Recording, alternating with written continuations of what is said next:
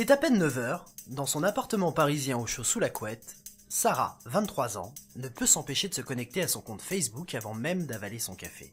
La première chose que je fais le matin, c'est de faire un tour sur toutes mes pages, Facebook, Twitter, les pages que je gère, mon blog, etc. pour savoir un peu ce qui s'est passé pendant la nuit. Comme 26 millions de Français, elle est accro à ce réseau social et commence toujours sa journée par un petit brin de causette avec ses 361 amis. Je suis en train de parler avec des amis en direct. Là, ils sont aussi sur leur ordi ou leurs iPhones et on est en train de se parler parce qu'on a décidé de se voir plus tard aujourd'hui. Facebook, c'est le réseau social le plus connu dans le monde. Mais aujourd'hui, il en existe des dizaines et en apparaît de nouveau en permanence. Vous allez voir que Sarah les utilise tous, toute la journée, pour toutes ses activités. Par exemple, lorsqu'elle se rend dans l'un de ses endroits favoris, comme au restaurant, Sarah utilise un autre réseau social. Salut. Ça va ?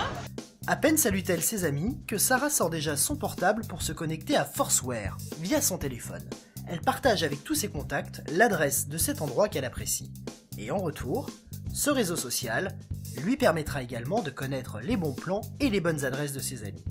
Dans le monde, 45 millions d'utilisateurs font comme Sarah. Ils se géolocalisent et donnent leur avis sur les endroits qu'ils visitent.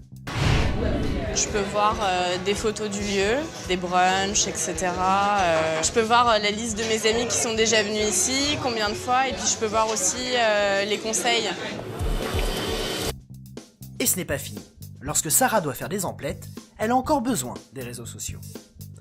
Entre un manteau d'hiver, une robe de soirée, son cœur balance. Alors pour se décider, elle va demander l'avis à ses amis sur Twitter.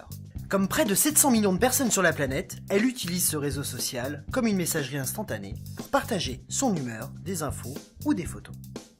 Je vais poster sur Twitter pour demander quelle tenue les gens préfèrent. Et en quelques secondes, Sarah reçoit déjà des réponses. A priori, donc ce sera, comme j'avais dit, la robe noire. C'est ce que l'un de mes amis me suggère, que ce soit la robe. Sur le chemin du retour, la jeune femme n'a pas fini de sortir son portable de sa poche.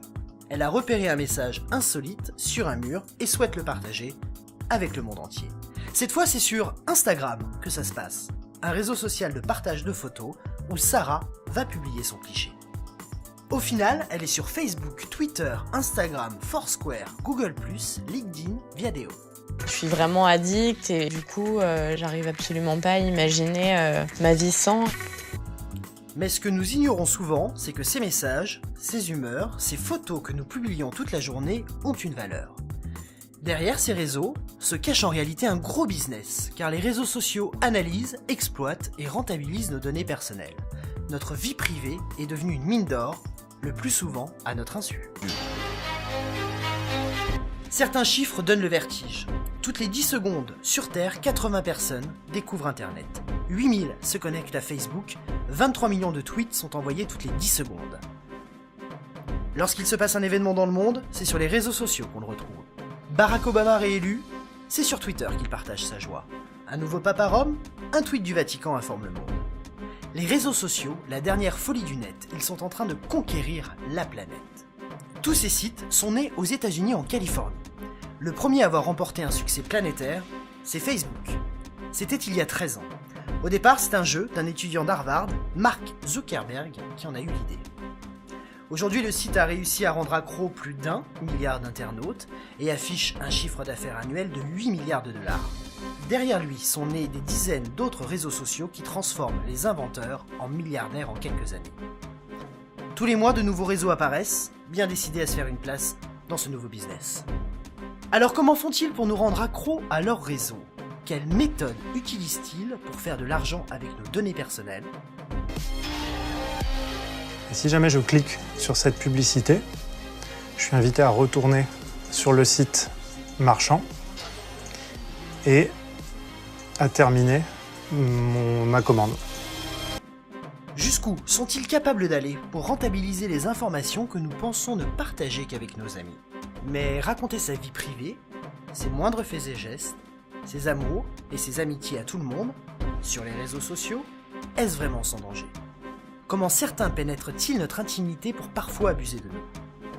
des diffusions d'images pédopornographiques. Comment? Oui. Mais, alors là, je m'en vais tout de suite parce Non, que... vous n'avez pas le droit, vous êtes placé en garde à vue, monsieur. Nous avons voulu savoir comment certains exploitent les réseaux sociaux pour des raisons criminelles, et face à ce nouveau phénomène, nous avons enquêté pour comprendre comment se défendre et protéger nos enfants. Je me dis qu'il peut aller voir, mon fils de 13 ans peut aller voir des sites interdits aux enfants. Réseaux sociaux du rêve au cauchemar, enquête dans les coulisses de vos sites internet préférés.